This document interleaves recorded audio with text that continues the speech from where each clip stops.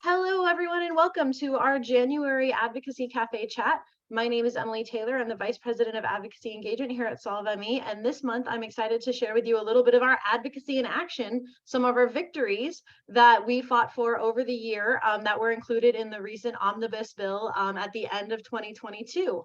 So with that, I'm going to drop a link into the chat, which is a blog post where I share a bit more about these key victories. And this is one of the areas I'll be talking about today. So for those of you watching at home, that'll be in the description of this video. But for those of you here with me live, I just dropped that into the chat for you all. So just looking at the end of 2022, it was a landmark, interesting year, especially coming out of a very complex election with a complex speaker battle that started off the year.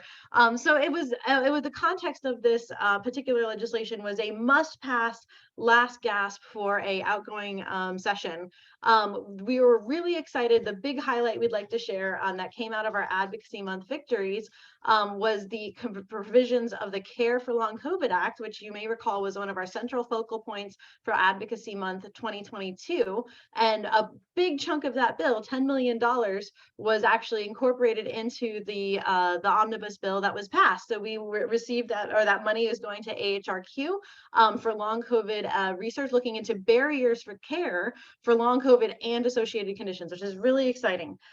So in addition to that, the other big win that SolveME was especially behind was the win in the defense program.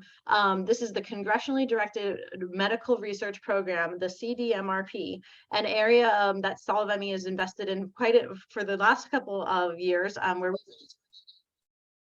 sorry if you just lost me there, where we really targeted the activities of the Congressionally Directed Medical Research Program, which is out of the Department of Defense. And this is a catch-all program. It's $370 million of research. And what we really like about this program is it's got a two-tiered review process. In addition to looking at grants for their scientific merit, it also has another consumer-based panel that looks at these grants in the context of if they're good for the research field and they're good for what consumers or patients are really looking for. So we really love this program. It's set up, it's executed beautifully. The folks who work on it every year are really dedicated and wonderful.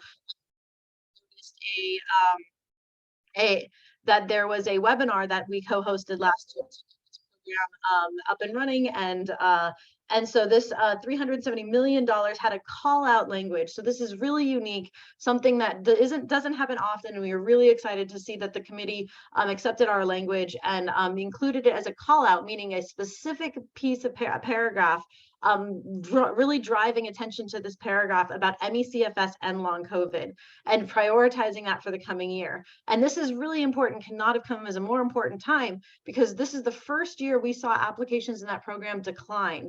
So it's really important. It's the first year there weren't any applications funded in that program. So it's really critical that we increase that program, highlight that program, and drive researchers into it. So that's going to be another activity that we'll be working on throughout the year this year.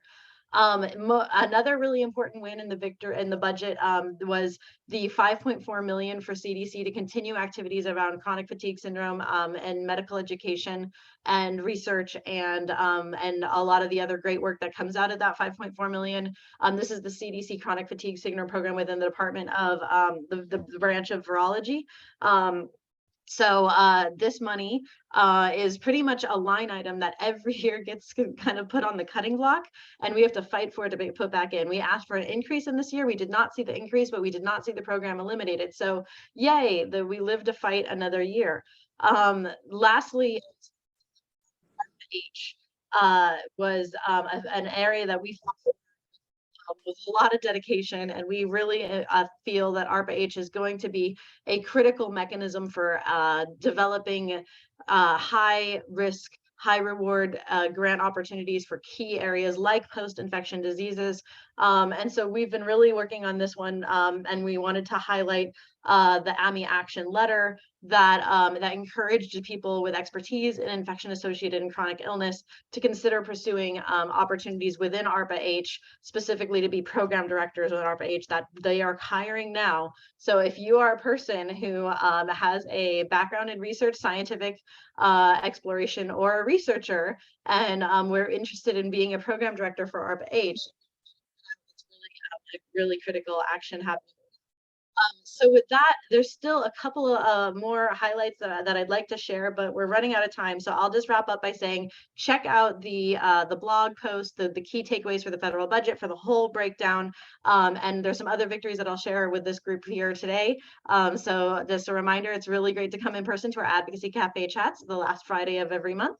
And you can join in at the same YouTube or the same Zoom link every time. So thank you so much for watching this video to see your advocacy in action in the Omnibus budget. We'll see you next time. Take care.